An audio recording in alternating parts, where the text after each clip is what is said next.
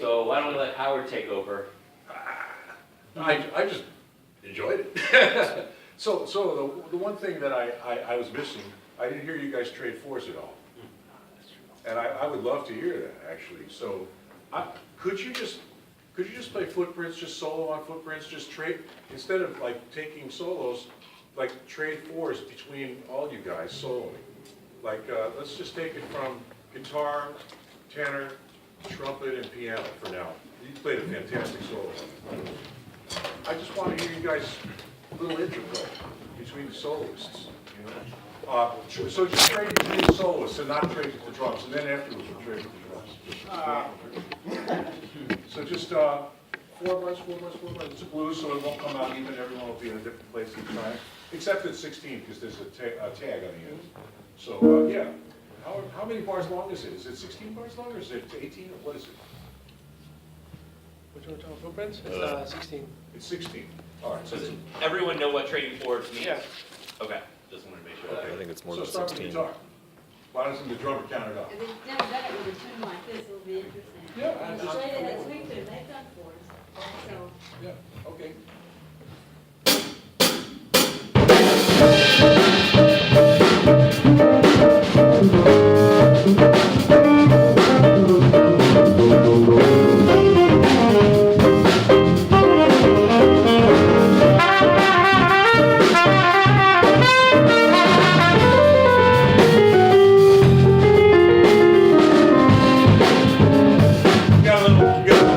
He's got in on it a little bit. So it's a full 4 bars each. Ready? Start it again. Yeah, so you guys Ready? think of it as twice Yeah. as long as you Ready? think. 1, 2, 3, 4. So that's 1 bar, Yeah. Oh, really? Yes. Oh, right? Yeah, that's right. oh, okay, well. Yeah. It's like the groove they're doing now is kind of a double time groove from the original song. Oh, yeah, okay, well. Breathe. Whatever. Not a way And in then the it goes to the 4 chord. You know, 4 chord. Okay. Ready? Do it again.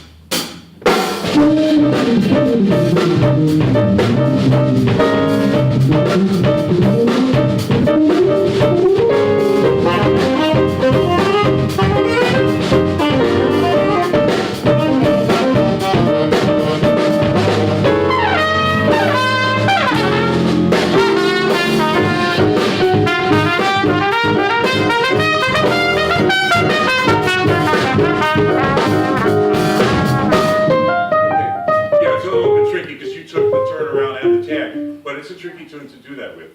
But it is 16 bars, right? No, it's Well, no, not. Is It's, it, it's- is it 18? Yeah, 3, 4, 5, 6, Oh, you know what? It's- Or is it 14? Yeah. it's 28. Sorry about that. 20, it's Well, also with- 14 bar form. That's the trick about it. Yeah. All right, so if you want to do that then, so 4, 4, and 6, which is what you did. Okay, so Okay. then let's go with the piano 4 and the bass 4 and the drum 6. So do the whole thing just like what you did, and then Right. just so twice through the form. 4, 4, 6, 4, 4, 6. Just try it, because I think it's a good interchange of energy to do this. One more time. Right.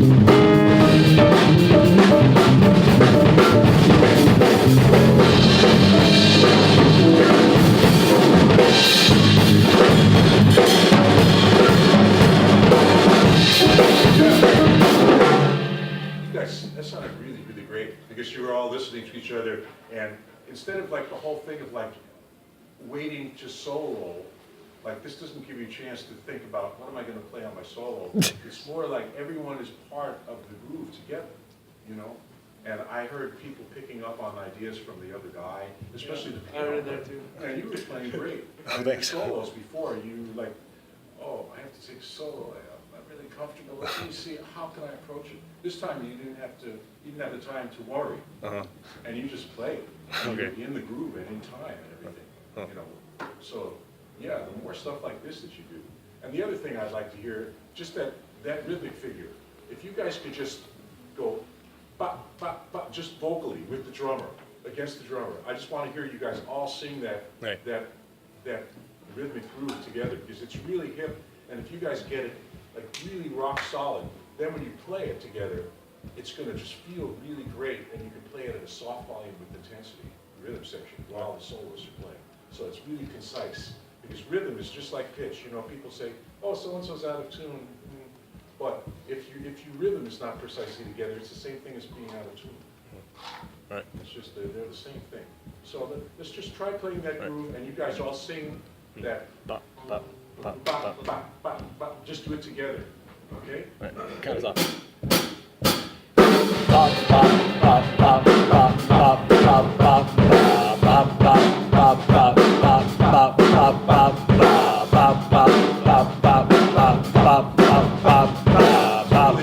Okay, great. Now I just want to hear the pianist do it, just by himself with the drums. All right. Bop, Bop, bop, bop. Play it while you're saying. Oh, okay, sure, sorry.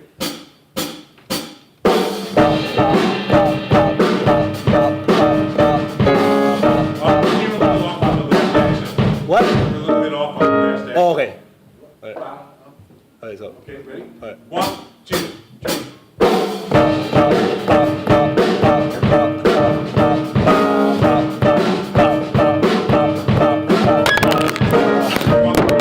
Another one, but I like the sound of your phone bass. Yeah, that was So why don't you do that with the guitarist and you together with the drums? Okay. Okay?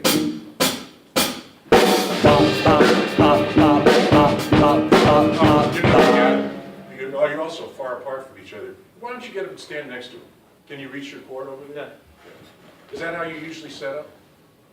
Kind of. Yeah. How many times a week do you guys play together? Like once or twice. Yeah. And how long have you been playing together? For about a year and a half. Oh, yeah, but a year and a half now. Yeah. You really sound like a band. Well, It's really great to hear. I've only been here for a semester. Oh, yeah, he's new. And I don't play as much as with him as I like to. Yeah, but it really feels like a band. Oh. So let's just get this figure together. That's what I want to hear with the two of you guys. So you can see each other's body language and really feel it together, okay? One more time.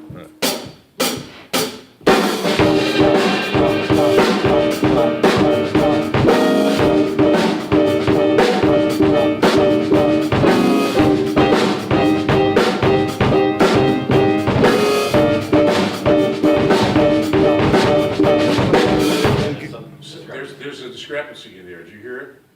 And that's why if you're going to be playing a horn line over it, the horns don't really know where to, they have to sort of ignore it instead of feel supported by it. So why don't you just the guitar play with the drums? I'm just not sure who's a little off.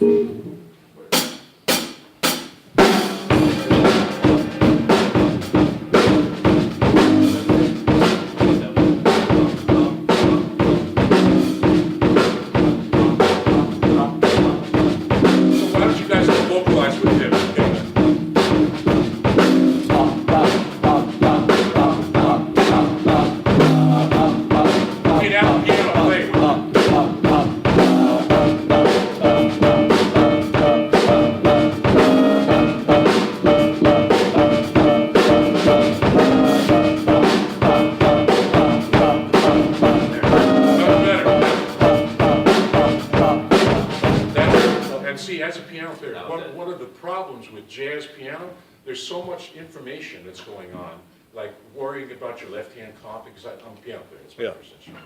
Yeah. And you sometimes, like when it comes time to play a rhythmically precise piece, jazz pianists are like kind of on the backside of figures, because they're thinking about all the notes they have to play, and you have to think more like a percussion instrument. It's more important to play the rhythmic accents correctly almost than it is to play the notes correctly. Okay. So make sure your hands go down the keys at the right millisecond. Okay. And learn how to. Do you play a percussion instrument? No. You I You should pick up a cowbell and play along with Latin stuff. You're a conga player, right? I mean, I can play a little bit, but nothing serious. No, but I heard it in your horn playing. I heard that you're a percussionist.